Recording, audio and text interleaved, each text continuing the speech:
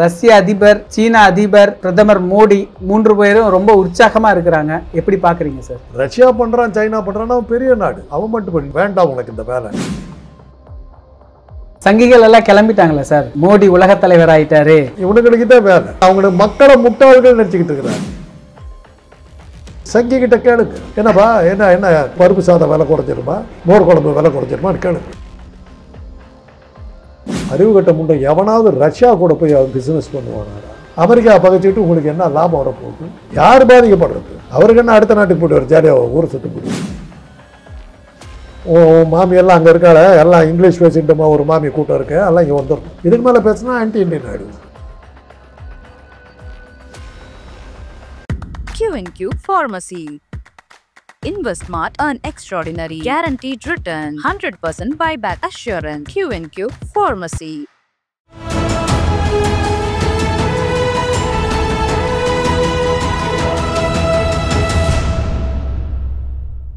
தமிழ் நிறம் நேயர்களுக்கு வணக்கம். இன்று நம்மிடையே மூத்த அரசியல் விமர்சகர் டாக்டர் காந்தராஜ் அவர்கள் இணைந்துள்ளார். சார் வணக்கம் சார்.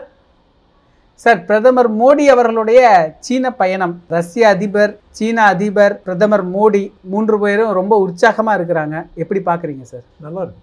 ஓரளவுக்கு நட்பு வளர்த்துறாங்கன்னு நம்ம நம்பலாம். சீனா, ரஷ்யா, இந்தியா இல்லையா, 3 பேரும். இந்த நட்பு அந்த காலத்தில் நேரு காலத்திலே இருந்தது. சீனா, ரஷ்யா, இந்தியா எல்லாம் 3 பேர் ஒன்றா சேர்ந்து பஞ்சசீலம் அப்படின்னு சொல்லி ஒரு புது கொள்கையை வகுத்தாங்க. 5 கொள்கைகள். அதை ஏற்றுக்கிட்ட நாடுகள் ஏற்றுக்கிட்டு பஞ்சசீல நாடுகள்லாம் பேர்லாம் வச்சாங்க. அந்த மாநாடு இந்தோனேஷியாவில் இருக்கிற பாண்டுங்கிற இடத்துல ஒரு மாநாடு வச்சாங்க. அதுக்கு இந்தியர்களை ஒரு 50 டிப்ளமேட்ஸ், அரசியல் வல்லுநர்கள் ஒரு 100 பேர் ஒரு பிளேனில் போனாங்க. அது அப்படியே வெடித்து சதறி இதாச்சு. பஞ்சசீல மாநாட்டுக்கு போனவங்க இதெல்லாம் அந்த காலத்தில் நடந்தது. எல்லாம் வல்லரசுங்கிற அளவுக்கு போயிடுச்சு. அப்போ அமெரிக்கா என்ன சொன்னாங்கன்னா, அதில் அமெரிக்கா இல்லை. இந்தியாவுக்கு அவங்க என்ன சொன்னாங்கன்னா, நீ பஞ்சத்தில் அடிபட்டுக்கிட்டு இருக்கிற நாடு. PL 418 ஒரு சட்டம் இருந்தது, அமெரிக்கன் சட்டம், பப்ளிக் லா 418 பேர். அது என்னன்னா, பொருளாதாரத்தில் வசதி இல்லாமல் பஞ்சத்தால் அடிபடுகிற நாடுகளுக்கு ஹெல்ப் பண்ணுறதுக்காக உருவாக்கப்பட்ட ஒரு திட்டம். அது இப்போ PL 418. அந்த திட்டத்தின் அடிப்படையில் தினசரி 10 கப்பல்களில் நம்முடைய பம்பாய் துறைமுகத்துக்கு கோதுமை இறங்கி அந்த கோதுமையை சாப்பிட்டு தான் அன்னைக்கு இந்திய மக்கள் உயிரோடு இருந்தார்கள். அந்த அமெரிக்க அதிபர் சொன்னார், PL 418 நான் ஒரு நாள் நிறுத்தினேன்னா சோத்துக்கு லாட்டி அடித்து நீ செத்து போவ, உனக்கு என்னத்துக்கு இந்த வேலை? எங்களுக்கு அட்வைஸ் பண்ணுற வேலையை நீ வச்சுக்காது. ரஷ்யா பண்ணுறான், சைனா பண்ணுறான்னா அவன் பெரிய நாடு. அவன் மட்டும் பண்ணி நீ வேண்டாம் உனக்கு இந்த வேலை. நேரு தன்னை உலக தலைவராக நினச்சிக்கிட்டு எல்லா நாட்டுக்கும் அட்வைஸ் பண்ணிகிட்டு இருந்தார். அப்போ திபெத்தில் ஒரு பிரச்சனை வந்தது. திபெத் சைனாவுடைய பகுதின்னு சொல்லி சைனா ஆக்கிரமித்த உடனே அங்கே அதை ஆண்டுகிட்டு இருந்த தலாய் லாமாங்கிற புத்த மத தலைவரும் பஞ்சன் லாமாங்கிற தலைவர் 2 பேரும் உயிர் பிழைச்சி தப்பிச்ச ஒரு ஆயிரக்கணக்கான புத்த பிட்சுகளோட இந்தியாவுக்குள்ள நுழைச்சிட்டாங்க. நேரு உடனே அவங்களுக்கு அடைக்கலம் கொடுத்தாரு. அவங்கள எங்கே கொண்டு வச்சாங்கன்னா சென்னையில் கொண்டு வச்சாங்க. சென்னையில் அங்கே இருந்தால் கூட ஆபத்துன்னு சென்னையில் கொண்டு வச்சாங்க. தலையிலாமா பஞ்சலாமாலாம் இங்கே தான் இருந்தாங்க. சைனா என்ன சொல்லிச்சு, இது எங்கள் உள்நாட்டு விவகாரம், இதில் நீங்கள் தலையிடாதீங்க. நேரு என்ன நினச்சிக்கிட்டாரு, பஞ்சசீலத்தில் கையெழுத்து போட்டு நம்மெல்லாம் ஒன்றா இருக்கிற ஒரு நாடு, சைனா அதை பெருசாக எடுக்காதுன்னு நினச்சார். சைனா அதை பற்றி கவலைப்படல, படையெடுத்துட்டு உள்ளே வந்துருச்சு. 1000 மைல் உள்ளே வந்துருச்சு. மெக்மோகன் லைன்னு பேர். இப்போ இந்தியா, பாகிஸ்தான், சீனாவுக்கும் இந்தியாவுக்கும் மத்தியில் அந்த பார்டருக்கு பேர் மக்மோகன் லைன். மக்மோகன் லைனை தாண்டி 1000 மைலுக்கு உள்ளே வந்துருச்சு. ஏறத்தாழ டெல்லியை பிடிச்சிட்டாங்கிற அளவுக்கு தகவலாம் வர ஆரம்பிச்சிருச்சு. நான் இப்போ மதுரையில் படிச்சுக்கிட்டு இருக்கிறேன். ஹாஸ்டலுக்கு நேர் எதிரில் மதுரை கலெக்டர் ஆஃபீஸு. என் ரூம்மேட்டு நாங்கள்லாம் உட்காந்துட்டு பார்த்துக்கிட்டு போவோம். அந்த கொடி என்ன கொடி? என் ரூம்மேட் சொல்லுவான், பாஸ் இன்னும் இந்தியா கொடி தான் பறக்குது. சைனா பிடிக்கிற அளவுக்கு வந்துருச்சுங்க. கிட்டத்தட்ட சைனாவே ஏறத்தாழ உளுந்தாச்சு. அன்னைக்கு யார் கை கொடுத்தா தெரியுங்களா? யாருக்கு எதிர்த்துக்கிட்டு பஞ்சசீலம்னு பேசுனீங்களோ அந்த அமெரிக்கா ஜனாதிபதி சைனா நிறுத்தலைன்னா, இந்திய ஆக்கிரமிப்பை நிறுத்தலைன்னா 7th Fleet of America will enter into Indian Ocean. China இந்திய ஆக்கிரமிப்பை நிறுத்தவில்லை என்றால் அமெரிக்க கடற்படையுடைய 7வது பிரிவு இந்திய மகா சமுத்திரத்தை சைனாவை தாக்கும். இன்னைக்கு வரல எந்த ஒப்பந்தத்தின் கீழே வந்து சைனா அந்த தாக்குதல் நிறுத்திச்சுன்னு உண்மையே கிடையாது. உடனே நிறுத்திட்டாங்க. அன்னைக்கு நம்ம காப்பாற்றப்பட்டது அமெரிக்காவா. அன்னைக்கு ரஷ்யா இது பண்ணும்போது ரஷ்யா பேசாமல் இருந்துச்சு. அதில் வந்து மனசு உடஞ்சி போனதால தான் நேரு அந்த வருஷம் இறந்து போனார். 62 நடந்தது இந்த தகராறு. இந்த பிரச்சனையில தான் நேரு மனசு உடஞ்சார். 63 ஒரிசா கான்ஃபரன்ஸ்லேயும் அவர் இந்தியா இந்த சைனா இப்படி ஒரு துரோகம் பண்ணிடுச்சுன்னு மனசு உடஞ்சி இறந்து போனார். இதையெல்லாம் மனசில் வச்சுக்கிட்டு நீங்கள் இந்த மீட்டை நீங்கள் பார்க்கணும். அதே காட்சிகள் எங்களுக்கு நினைவு கூறுது. சைனா, ரஷ்யா, இந்தியா 3 பேரும் சேர்ந்து பஞ்சசீலம் பேசுனதெல்லாம் அப்போ நமக்கு ஞாபகம் வருது. என்னவோ தெரியல, எங்கள் மாதிரி சில கெட்ட பசங்க இப்படியெல்லாம் திங்க் பண்ணுவோம். இதுக்கு நீங்கள் தான் பதில் சொல்லணும். ஜாக்கிரதையாக இருக்குன்னு உங்கள் இளைஞர் சமுதாயத்துக்கு நாங்கள் சொல்லிக்கிறோம். ஆனால் உலக ஒழுங்கே மாறப்போகுது. நீ அமெரிக்காவை மையப்படுத்தின உலக ஒழுங்கு நீ கிடையாது. ரஷ்யா, சீனா, இந்தியா சேர்ந்து இதைய சார்ந்த உலக ஒழுங்கு நீ வந்துடும் அப்படின்னு சொல்கிறாங்களே சார். யார் சொல்கிறேன் அப்படின்னு பேசிக்கிறாங்களே சார். இது நீங்களா கிளப்பி இதைத்தான் இப்போ உங்களுக்கு இந்த மாதிரி ஆட்களுக்கு தான் நான் இப்போ சொன்னேன். பஞ்சசீலம் பேசின இந்தியா என்ன ஆச்சு அப்படிங்கிறது தெரிஞ்சுக்க. எங்கள் காலத்தில் யுத்தம் இல்லாமல் நாங்கள் தப்பிச்சுட்டோம், மாட்டிக்காதீங்க, அவ்வளோதான் சொல்லுவோம். இந்த மாதிரி விதண்டாவாதமெல்லாம் பேசி இதுக்கெல்லாம் பெரிய பில்டப்பெல்லாம் கொடுத்து சரி இந்த 3 பேரும் மீட் பண்ணாங்களே. ரஷ்யா தன்னுடைய பெட்ரோல் விலையை குறைச்சி நம்ம கொடுக்க போகுதா? புட்டின் வந்து பேசினாருல்ல, பெட்ரோல் விலையை குறைக்கப்படும் சொல்லி இது பண்ண போகிறாரா? பிரம்மபுத்திராவில் கட்டி இருக்கிற அணைகளை வந்து தண்ணியை தடுக்க மாட்டேன், இந்தியாவுக்கு முழு தண்ணியை விடுவேன், அருணாச்சல பிரதேசத்தில் ஆக்கிரமித்த இடத்துல இருந்து நாங்கள் பின்னோக்கி போய் விடுகிறோம் அப்படின்னு சொல்லி சைனா சொல்லுது. வழிபாடுக்கு அனுமதி கொடுத்துருக்குறாங்களா சார்? சார் ரொம்ப முக்கியம் சார். சாமி கும்பிட்டுக்கப்பா, உன்னை யாரும் காப்பாற்ற முடியாதுன்னு சொல்லியிருக்காங்க. அவ்வளோதான். இதுக்கு போகிறதானே மானசரோவர் ஏரிக்கு போகிறது தானே கைலாஷ் யாத்திரை. அது எல்லா காலத்திலுமே உண்டுங்க. எல்லா காலத்திலும் அது சீனா கிட்ட இருக்குது. மானசரோவர் உங்கள் சனாதன மதத்தினுடைய கைலாச மலை சைனா கிட்ட தான் இருக்குது. மானசரோவர் ஏரியில் தான் பிரம்மா பிறந்ததா சொல்கிறாங்க. பிரம்மா பிறந்த இடம் வந்து சைனா கிட்ட இருக்குது. உன்னை அனுமதிக்கிறாங்க, கும்பிட்டுக்கோ. அவர் பிறக்கும் போது பிரிச்சிருக்க மாட்டாங்க. யார் பிரம்மா பிறக்கும் போதா? தெரியல, இப்போ பார்த்தா தெரியும். பிரம்மா பிறக்கும்போது சைனா இருந்தார். அப்படி இருந்ததுன்னா சைனா பிரம்மனுக்கு முன்னாடிங்கிறது நீங்கள் ஒத்துக்கிறீங்க. அதான் நீங்கள் சொல்ல வர்றீங்க. எங்களுக்கு ஆட்சேபனை இல்லை, ஏன்னா நாங்கள் பிரம்மனை நம்புறதில்லை. ஆக பிரம்மனை கும்பிட போகணுன்னா கூட சைனா அனுமதி வேணும். அதுக்கு உங்களுக்கு அனுமதி கொடுத்தாங்கங்கிற மகத்தான வெற்றி. உங்களுக்கு வேற என்ன தெரியும்? 10 ஆண்டு ஆட்சி காலத்தில் பட்டேலுக்கு சிலை என்ன சாதனைனா பட்டேலுக்கு சிலை வைத்திருக்கிறோம், ராமருக்கு கோயில் கட்டியிருக்கிறோம். வேற என்ன சாதனை? இப்போ வந்து இந்த 3 நாடுகளும் ஒன்றா சேர்ந்து பேசுனதில் மானசரோவர் ஏரிக்கு போவதற்கு சாமி கும்பிட்றதுக்கு அனுமதி கிடைத்து விட்டு போதும், வேற வழி இல்லை. அந்த கோயிலில் போய் பிச்சை எடுத்து சாப்பிடான்னு சொல்கிறீங்க. கேட்டுக்க வேண்டியது. சங்கிகள் எல்லாம் கிளம்பிட்டாங்களே சார். மோடி உலக தலைவர் ஆயிட்டாரு. நிறைய மீம்ஸ் எல்லாம் வருது. மோடி வந்து ரஷ்ய அதிபர், சீன அதிபர் நின்றுருக்கிறாங்க, இப்படி மிரட்டுறாரு, அவங்களாம் இப்படி கை கட்டி கேட்டுக்கிட்டு இருக்கிற மாதிரி. இதெல்லாம் என்ன பண்ணுறது? கை கட்டி கேட்டதை வச்சுக்கிட்டு இப்போ இங்கே வந்து நாளைக்கு டீ விலையெல்லாம் குறைச்சிருப்போம். சங்கிகள் போட்டு கொடுக்க போகிறாங்க. இவனுக்கு இதே வேலைங்க. இவனுங்களுக்கு இப்படி சொல்லி தான் ஊரை ஏமாத்துறான். அவனுக்கு இந்த நாடு சொந்தம் இல்லை, வந்தேரி பையன். இதை விட்டா அடுத்த நாட்டுக்கு ஓடிடுவான். சங்கிகள் பூரா அந்த மாதிரி ஆளுங்க, ஆரிய வந்தேரிகள் தானே அவனுங்க. அவனுங்களுக்கு எந்த நாடு எங்கே போனால் என்ன? அதான் பெரியார் அன்றைக்கே சொன்னார். 2ஆம் உலக யுத்தத்தில் வந்து இன்றைக்கி ஒன்று, ஆனால் எனக்கு அதுக்கு ஆதாரம் இல்லாது. ஸ்டார் டாக்கீஸ் பக்கத்தில் திருவள்ளிக்கண்ணியில் தான் குண்டு போட்டதா, ஜப்பான்காரன் குண்டு போட்டான்னு ஒரு தகவல் உண்டு. ஆனால் அந்த நேரத்தில் சென்னையவே காலி பண்ணிட்டு எல்லாம் ஓடினான். அந்த குண்டு போட்ட போது உடனே என்ன சொல்லிட்டாங்கன்னா, இந்தியா வந்து பிரிட்டிஷ் ராஜ்யத்தில் ஒன்று. பிரிட்டிஷ் ஆளுகின்ற ராஜ்யத்தில் ஜெர்மன்காரனும் ஜப்பான்காரனும் வெற்றி பெற்றுக்கிட்டு 2ஆம் உலக யுத்தத்தில் வெற்றி பெற்று வந்து இந்தியாவிலே குண்டு போட்டுட்டான். ஆக ஜெர்மனும் ஜப்பானும் ஜெயிக்க போகிறாங்கன்ற நம்பிக்கை இது உருவாயிடுச்சு, நம்பிக்கை வந்துடுச்சு. பெரியார் சொன்னார், ஐயர் பூரா ஜாப்பனீஸ் கற்றுக்க ஆரம்பித்தான், ஐயங்கார் பூரா ரஷ்யன் ஜெர்மன் கற்றுக்க ஆரம்பித்தான். ஏன்னா அந்த அரசாங்கம் வந்து அங்கே வேலை பார்க்கணும், அதுதானே அவங்க தொழில். நேரு வந்து சுதந்திர போராட்டத்தில் ஈடுபட்ட போது கைது செய்ய சொல்லி பிரிட்டிஷ் அரசாங்கம் உத்தரவு போட சொல்லுது. அந்த உத்தரவை நிறைவேற்றியவர் வந்து HVR ஐயங்காருங்கிற மவுண்ட் பேட்டனுடைய செக்ரட்டரி, தென்னாட்டு HVR ஐயங்கார். சுதந்திர இந்தியா நேரு என்ற பிரதம மந்திரிக்கு யாரா செக்ரட்டரினா அதே HVR ஐயங்கார். அங்கே மவுண்ட் பேட்டனுக்கு HVR ஐயங்கார் தான். நேரு கைது சொன்னவரும் அவர் தான். நேரு பிரதம மந்திரி ஆனவன்னு அவர் செக்ரட்டரியாக இருந்ததும் HVR ஐயங்கார் தான். அதனால் சங்கிகளுக்கு ஒரு நாடு கிடையாது, எதை வேணாலும். அவர் பக்கத்தில் வந்து இப்படி பக்கத்தில் நின்று கைதை பயந்து போய் கை கட்டிக்கிட்டா இருப்பான். இவனுங்களுக்கு தான் வேலை. அதை தான் சொல்கிறேன், அவங்களுக்கு மக்களை முட்டாள்கள் நினச்சிக்கிட்டு இருக்கிறார். இவ்வளோ கதையும் நான் உங்களுக்கு சொன்னதுக்கு காரணம், இந்த 3 நாடுகளோட ஒன்றா சேர்ந்து பஞ்சசீலம் பேசின போது தான் உள்ளே வந்துருச்சு. சரி, இந்த கேள்விக்கு பதில் சொல்லுங்கள். பிரம்மபுத்திரா நதி வந்து இந்தியாவுக்கு வந்துருமா ஃபுல்லாக? அருணாச்சல பிரதேசத்தில் இதெல்லாம் வீடெல்லாம் கட்டிட்டு மேப்பையே சைனாவோட சேர்த்து காட்டிக்கிட்டு இருக்காங்களா, அதை மாற்றிட போகிறாங்களா? இல்லை ரஷ்யா வந்து பெட்ரோல் விலையை குறைச்சிட போகுதா? சங்கிக்கிட்ட கேளுங்க. என்னப்பா என்ன பருப்பு சாதம் விலை குறைஞ்சிருமா, மோர் குழம்பு விலை குறைஞ்சிருமான்னு கேளுங்க. ராஜ்நாத் சிங் சொல்றாரு, சர்வதேச அரசியல்ல நிரந்தர எதிரியும் கிடையாது, நண்பனும் கிடையாது. இது வந்து கலைஞர் அந்த காலத்திலேயே சொன்னது. சர்வதேச அரசியல்லையே நிரந்தர நண்பனும் கிடையாது, பகைவனும் கிடையாதுங்கிறது அதெல்லாம் வச்சுக்கிட்டு போக வேண்டியது. மீண்டும் வரலாறு திரும்புது. 62 கற்றுக்கிட்ட பாடத்தை நீ இன்னைக்கு கற்றுக்கலைன்னாக்கா நீ எங்கே கொண்டு போய் ஒன்றும் இல்லைங்க. இன்றைக்கி நீங்கள் ட்ரம்ப்பை மோதிக்கிட்டீங்க, சங்கிகளை திருப்பூரில் வேலை பார்க்குறான். 3000 கோடி எடுப்புல போயிடுச்சுங்க. எடுப்பில் 3000 கோடி போயிடுச்சு. இன்னும் என்னென்ன ஆக போகுதுன்னு தெரியாது. பெட்ரோல் விலை ஏறப்போகுது. ஒரு அதானிக்காக நம்ம கொடுக்குற விலை இன்னும் என்னென்ன ட்ரம்ப் நிறுத்த போகிறான்னு தெரியல. உங்களுடைய மிகப்பெரிய பர்ச்சேசர், உங்களுடைய மிகப்பெரிய கன்சியூமர், மிகப்பெரிய வர்த்தக தோழர் வந்து வியாபாரம் பண்ணுற தோழர் வந்து அமெரிக்கா. உங்ககிட்ட சைனா என்ன வாங்குது, ரஷ்யா என்ன வாங்குது?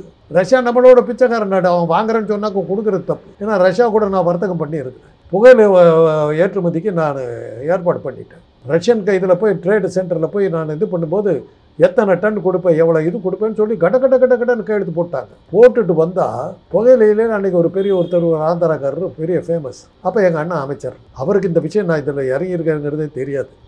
அவர் வந்து யாருன்னு எனக்கு தெரிஞ்ச உடனே ராஜாராமுடைய தம்பின்னு உடனே என்னை ஹைதராபாத்துக்கு வர சொன்னார். போனேன். அந்த ரஷ்யன் ட்ரேடை வந்து நான் தான் பண்ணிகிட்டு இருக்கிறேன். சரிங்க அண்ணன், அந்த ஆர்டரை உனக்கு நான் கொடுத்துட்றேன், அதையும் சேர்த்து பண்ணிட்டார். ஏங்க அண்ணன், ஏன்னா இது ஒன்று பண்ணுறதுக்கு மொத்த பைசா அவங்க கொடுக்கல. ஹார்பரில் அப்படியே கிடக்குது லட்சக்கணக்கான டன். அந்த ஆர்டரை உனக்கு கொடுக்குற அதையும் சேர்த்து விற்று கொடுத்தீங்கன்னா நல்லாயிருக்கும். அவன் பிறவி பணக்காரன், கோதாவரி சேர்ந்தவன். அப்புறம் எங்கள் ஊருக்காரர் ஒருத்தர் ராஜேஷ்னு இருந்தார். அவர் கேள்விப்பட்டு வந்தாருடா, அறிவு கட்ட முண்டை எவனாவது ரஷ்யா கூட போய் அவன் பிஸ்னஸ் பண்ணுவானாடா. 2-3 கண்ட்ரி இருக்குதுங்க. மடகாஸ்கர்னு ஒரு கண்ட்ரி இருக்குது. வர்த்தக ஒப்பந்தம் பண்ணிங்கன்னா உடனடியாக கொடுத்துருவாங்க ஆர்டர், காசு வராது. அப்படியே அந்த கப்பல்கள் அங்கேயே போய் நின்றுடும். மடகாஸ்கர் கொடுக்குதுன்னாப்ப தொலைஞ்சிக்க நீங்கள். இது மாதிரி பிளாக் லிஸ்டட் கண்ட்ரிஸ், ரஷ்யா அதில் ஒன்று பிளாக் லிஸ்டட் கண்ட்ரி. அது கூட நீங்கள் என்ன வார்த்தைக்கு இது பண்ண முடியும்? அமெரிக்கா பகைச்சிட்டு உங்களுக்கு என்ன லாபம் வரப்போகுது? கை கட்டிக்கிட்டு நிற்கிறது இல்லை, நீ கையை காட்டிக்கிட்டு இருக்கிற, என்னை காப்பாற்றிக்கிட்டு இருக்கு. யார் பாதிக்கப்படுறது? அவருக்கு என்ன அடுத்த நாட்டுக்கு போயிடுவார், ஜாலியாக ஊரை சுற்று போயிடுவார். திருப்பூருக்காரருக்கு என்ன பதில் சொல்ல போறீங்க? 20 நாடுகள் பங்கேற்ற சாங்காய் ஒத்துழைப்பு மாநாடு. இதில் பாகிஸ்தானும் ஒரு நாடு. பாகிஸ்தான் பிரதமர் அங்கே வந்திருக்கிறாரு. பிரதமர் மோடி அவர்கள், ரஷ்ய அதிபர் அவர்கள் அப்படியே போகிறாங்க. பாகிஸ்தான் அதிபர் அங்கே நிற்கிறாரு. அந்த காணொளி ரொம்பவுமே பரவலாக பகிரப்பட்டு வருது. பார்த்தீங்களா, பாகிஸ்தான் அதிபரையே யாரும் மதிக்கல. இன்னும் ஒரு படி மேலே போய் பாகிஸ்தான் அதிபருக்கு ஒரு தட்டெல்லாம் கொடுத்து அப்படியெல்லாம் இமேஜின் பண்ணி ஒரு மீமெல்லாம் போடுறாங்க சார். இதெல்லாம் எப்படி புரிஞ்சுக்கிறது? பாகிஸ்தான் ஊடகங்களை பார்த்தா தெரியும் அங்கே மோடிக்கு என்ன ஆச்சுங்கிறது அவங்க காட்டிக்கிட்டு இருப்பாங்க. இதெல்லாம் இப்போ ஏங்க இன்றைக்கி ஏஐ காலத்தில் இதெல்லாம் பெரிய விஷயம் தான். இதெல்லாம் ஒரு பெரிய விஷயம் தான். அவங்க பாட்டுக்கு பேசிக்கிட்டு போகிறாங்க. அதில் நாம ஏன் தலையிட்டோம்னு அவர் சும்மா இருந்திருக்காரு. அவர் வேலையை கவனிச்சிக்கிட்டு இருந்திருக்காரு. இவருக்கு தான் பொழப்பு இல்லை, அவங்களோட போய் ஒட்டிக்கிறாரு. அவர் ஒட்டுறதுக்கு அவருக்கு தேவையில்லை. பாகிஸ்தான் அதிபர் வரல. நீங்கள் 2 பேர் பேசிட்டு போங்க, அந்த ஆளுக்கு தான் தேவை, உன் தேவை. அவரே இப்போ கடைசியில் மோடி என்ன பேசினார்? பல நாடுகள் இரட்டை வேடம் போட்டுக்கின்றனர். அதுக்கு என்ன அர்த்தம்? இப்போ சீனாவையும் ரஷ்யாவையும் தான் சொல்கிறாரா? ஆமாம், அங்கே ஆதரவு காட்டிவிட்டு இங்கே வந்து டீ கொடுத்தா என்ன அர்த்தம்னு கேட்குறாரு. அதை ஓப்பனாக பேச இது தைரியம் இல்லை. இது அந்த சங்கி பசங்க என்ன பதில் சொல்ல போகிறாங்க? அவரே ஒத்துக்கிறாரு. பல நாடுகள் ரெட்டை ஓட போட்டுக்கின்றன. அது என்ன அர்த்தம்? சீனாவுக்கு ஆதரவு, பாகிஸ்தானுக்கு ஆதரவு தெரிஞ்சுட்டு எனக்கு டீ கொடுக்குறியாங்கிறாங்க. கிண்டல் பண்ணியிருக்காங்க உங்களை. உனக்கு என்ன ஜாலியாக ஊர் சுற்றிட்டு போ, அவ்வளோத்துக்கு. அதுக்கு தான் வந்துட்டு ஜாலியாக சைனாவில் சுற்றி பார்த்துட்டு போன்னு அனுப்பிச்சிட்டாங்க. இந்த ஃபோட்டோ எடுத்துக்கிட்டாக்க உங்கள் ஊரில் இருக்கானுங்க இந்த சங்கி கூட்டம்னு ஒரு மக்கி கூட்டம் ஒன்று இருக்குது. இதை பிரபலப்படுத்தி அவன் வாழ்ந்துக்கிட்டு இருப்பான். இவனுங்களுக்கு இதே தானே வேலை. அடிப்படை போகிறது ஊன்னையும் தானேப்பா. ஐடியில் நிறையா ஊன் ஜாதிக்காரன் தான் நேராக இருக்கான். அமெரிக்கா வந்து ஐடியை நிறுத்திச்சுன்னா இன்றைக்கி அமெரிக்காவில் இருக்கிற திருப்பதி கோயில் கட்டிக்கிட்டு உட்காந்துட்டு இருக்கு. அத்தனை பேர் இங்கே வந்து தான் அர்ச்சகர் வேலையை ஆரம்பிச்சுக்கிட்டு ஜாகிரதை. அவ்வளோதான் சொல்லலாம். சங்கிக்கு சொல்ல வேண்டியது அவ்வளோதான். ட்ரம்ப்பை முறைச்சிக்கிட்டுனாக்கா உன் மாமியெல்லாம் அங்கே இருக்காள, எல்லாம் இங்கிலீஷ் பேசிட்டுமா ஒரு மாமி கூட்டம் இருக்கு, எல்லாம் இங்கே வந்துடணும். அது முதல்ல தெரிஞ்சுக்கும். இன்றைக்கி அந்த நிலைமை உருவாயிடுச்சு. சீனாவில் வந்து எத்தனை மாமிங்க இருக்காங்க யோசி. ரஷ்யாவில் எத்தனை மாமி இருக்காங்க. என்ன வியாபாரம் பண்ணிகிட்டு இருக்குது. உன்னுடைய வர்த்தக தொடர்பு, பொருளாதார தொடர்பு எல்லாம் வந்து அமெரிக்கா கூட இருக்குது. அதை விட்டுட்டு நீ இவங்களோட போய் கூடி கொலாவிட்டு இருந்தீங்கன்னா வெளியே வரப்போகிறது உன் கூட்டம் தான். திருப்பதி வெங்கடாஜலபதி கோவிலில் போய் வாஷிங்டனில் கட்டி அந்த கூட்டமெல்லாம் வந்துடும். இங்கே வந்து உட்காந்துக்கணும். முந்தால நீயே மண்ணவாரி போட்டுக்கிற, யாரை ஏமாற்ற பார்க்குற, உனக்கு நீயே குழி வெட்டிக்கிற, சிரிச்சுக்கிட்டு உட்காந்துட்டு. ஆக ஒரு வகையில் மோடி பாராட்ட வேண்டியது. ஏன்னா அவர் ஒரு நான் பிராமின். இவனுக்கு வந்து அமெரிக்காவில் தான் போல பண்ணுறதை ஒழிச்சு கட்டணும்னு முடிவு பண்ணிட்டார். வாழ்த்துக்கள் மோடி. பாகிஸ்தான் பிரதமர் அதுலேயும் கலந்துருக்கிறாரு. அவரை முன்னிலையில் வச்சு பகல்காம் தாக்குதலுக்கு கண்டன தீர்மானம் நிறைவேற்றிருக்காங்களே சார், அதெல்லாம் இங்கே இருக்கிற சங்கிகள் கொண்டாடுறாங்கல்ல. பகல்காம் தாக்குதலுக்கு கண்டன தீர்மானம் போட்டதில் என்ன லாபம் இருக்குது? பகல்காம் தீர்மானத்தில் வந்து பல நாடுகள் வந்து உங்களை அதுக்கு அந்த தீர்மானத்துக்கு அப்புறம் தான் சொல்கிறாரு பல நாடுகள் ரெட்டை வேடம் போட்டுச்சு. அதுக்கு என்ன அர்த்தம்? பகல்காம் தீர்மானத்துக்கு சந்தோஷப்பட்டுக்கிறேன்னு போட்டாங்க. தீவிரவாத தாக்குதலுக்கு கண்டனை தெரிவிக்கிறோன்னு சொல்லிவிட்டீங்க. அந்த தீவிரவாத தாக்குதலுக்கு அப்புறம் நீயும் தானே போய் அந்த ஊரில் எல்லாம் இதெல்லாம் இது பண்ண அதுக்கும் சேர்த்து கண்டனை தெரிவித்த மற்ற கணக்கு. தீவிரவாத முகாம்களை எல்லாம் அழிச்சோம் ஒழிச்சோம்னு நிறையா சொன்னேன். ஆப்ரேஷன் சிந்தூரில் சொன்னேன். ஒருவேளை உனக்கு செல்ஃபாக கோல் போட்டுக்கிட்டியா? அந்த ஆப்ரேஷன் சிந்தூருக்கு எது எகேன்ஸ்டாக கண்டன தீர்மானம்? ஆபரேஷன் சிந்தூர் ஆயுதங்கள் எல்லாமே சைனாவுடைய ஆயுதங்கள்னு இந்தியா தான் சொல்லுச்சு. சைனாவுக்கு எகேன்ஸ்டாக நீ போட்டியா என்னங்கிறது ஓப்பனாக சொல்லணும். இல்லை யாரோ அது யாராவது சட்டம் பண்ணாங்களா பார்த்தீங்கன்னா நிறைவேற்றிட்டு போட்டாங்க. அந்த தீர்மானத்துக்கு என்ன மரியாதை இருந்தது? அதை எதிர்த்து யாராவது பேசுனாங்களா? ஒருத்தரும் பேசலை, போட்டுக்கிட்டு போட்டாங்க. சரி நீ ஊருக்கு போனாக்கா உனக்கு என்ன மரியாதை எல்லாம் போயிட போகுது, அதனால் இதெல்லாம் பேசிக்க சங்கீதம் வச்சுட்டு 1000 பேசுவோம். யாருமே எதிர்த்து பேசலைங்க, அதை போட்டுக்கிட்டு போட்டாங்க. யாராவது எதிர்த்து பேசியிருந்தாக்கா எப்படி கொண்டு வரலாம்னாக்கா அந்த தீவிரவாத தாக்குதல் ஏதோ சம்திங் நடந்தது. இன்னைக்கு ஒரு பாகிஸ்தான் அது எதுக்கலைங்க. பாகிஸ்தான் அது எதுக்கல. நீ விடுற அதை பண்ணிட்டேன் இதை பண்ணிட்டேன், நீ தான் பார்லிமெண்ட்ல கூட்டம் போட்டுட்டு நீ தான் ஆபரேஷன் சிந்தூர். யார் அதை பற்றி கவலைப்பட்டா? அங்கே போய் பகல்காம் இந்த தாக்குதல்னு ஒரு தீர்மானத்தை போடுற யாரும் எதிர்த்தே பேசலை. அப்படின்னா என்ன அர்த்தம்? அது ஒரு தாக்குதலாக யாரும் சட்டம் பண்ணலன்னு அர்த்தம். அவ்வளோதான் அதுக்கு அர்த்தம். இதுக்கு மேலே பேசினா ஆன்டி இண்டியன் ஆகிடுவோம். அவ்வளோதான். அமெரிக்காவை எதிர்த்து இந்தியா வளர்ந்துருச்சா சார்? இப்போ ஜப்பான்ல பேசுறாரு, உலகத்தோட 3வது பொருளாதார நாடு இந்தியான்னு சொல்றாரு. இங்க திருப்பூர்ல என்ன நிலைமை நம்ம எல்லாத்துக்கும் தெரியும். இங்க மக்கள் சிரமப்பட்டுக்கிட்டு இருக்கிறாங்க. நிறைய தொழிலாளர்களுடைய வேலை வாய்ப்பு பறிபோகக்கூடிய நிலை இருக்குது. நிறைய மக்கள் சின்னாபின்னமான நிலைக்கு உள்ளாகி இருக்கிறாங்க. இந்த நிலையில இவர் இப்படியான போக்க பேசிக்கிட்டு இருக்கிறாரு. அவர் என்னைக்கு உண்மை பேசினாரு? பார்லிமெண்ட்லயும் உண்மை பேசுனது இல்லையா? அவரு ரொம்ப கேள்வி கேட்டா எந்திரிச்சு ஓடி போயிடுவாரு. அந்த மொய்த்ராங்கிற எம்பி என்ன சொன்னாங்க? Don't run mister prime minister. எந்திரிச்சு ஓடினார்ல, அதையும் காட்டினாங்கல்ல. அவர் யாருக்கு பதில் சொல்லிட்டு இருக்காரு? டிவியில் வந்தால் கூட மூஞ்ச பாத்திர போகிறாங்கன்னு சொல்லி ரேடியோவில் பேசுகிற ஆள் இல்லை. 3வது பெரிய நாடு தான் இருக்கட்டும். இப்போ என்ன ஆக போகுது? திருப்பூர் அடிபட்டு போச்சு. அதில் நான் 3% அதில் இல்லை. ஐடி எடுத்து அப்படி அடிப்பட போகுது. ஐடிக்கு உங்களுக்கு ஆர்டர் கொடுக்குறது யார்? இன்றைக்கி ஐடி இண்டஸ்ட்ரியே அமெரிக்கா கையில் தானே இருக்குது. நிறுத்தினா உங்கள் கதி என்ன ஆகும்? குடும்பமாக வருமா? அப்போ பாரு, அப்போ சொல்லு, உனக்கு தெரியும்.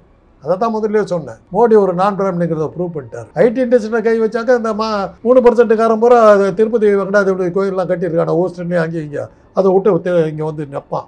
அப்போ பார்ப்போம். இப்போ அமெரிக்கா அதிபரை எதிர்க்கிற அளவுக்கு நம்ம வளர்ச்சி அடைஞ்சிட்டோமா சார்? இது எப்படி இந்த 50% வரைக்கும் நம்ம தீர்வு கொடுத்தாக்கா? ஏங்க இப்போ வாய் மூடிட்டுல உட்காந்துருக்கோம். 1000 கோடி எடுப்பு போயிடுச்சு இல்லை? பெங்களூரு, பூனா, திருப்பூர் 3 அடிபட்டு போச்சு இல்லை? அடிபட்டு போச்சு. என்ன பண்ண போறீங்க? இது ஆரம்பம். வர்த்தகத்தை நமக்கு வர்த்தக நண்பர்னு எடுத்தீங்கன்னா அமெரிக்கா தான். அதனால தான் முதல்ல உங்களுக்கு சொன்னேன், பஞ்சசீலம் பேச்சு ரஷ்யாவோட இருந்தீங்க. அன்றைக்கி சைனா ஆக்கிரமிச்ச போது ரஷ்யா உங்களுக்கு ஆதரவுக்கு வரல. இன்றைக்கி ரஷ்யா ஆதரிக்கிற நிலைமையில் அவங்க இல்லை. ஏன்னா அவங்கள சோத்துக்கு நாட்டு. அதனால தான் உக்ரைன் மேலே போர் எடுத்துக்கிட்டு இருக்கான். நீ 10 ரூபாய்க்கு கொடுக்குற பெட்ரோல் அவன் 5 ரூபாய்க்கு விற்கிறான். அதனால தான் நீ போய் சண்டைக்கு போகிற. உனக்கு சோத்துக்கு லாட்ரி. ரஷ்யா ஒரு பிச்சைக்கார நாடுங்க. சைனாவோட கம்பேர் பண்ணால் ரஷ்யா ஒன்றுமே இல்லை. சைனா பாகிஸ்தானை சப்போர்ட் பண்ணுது.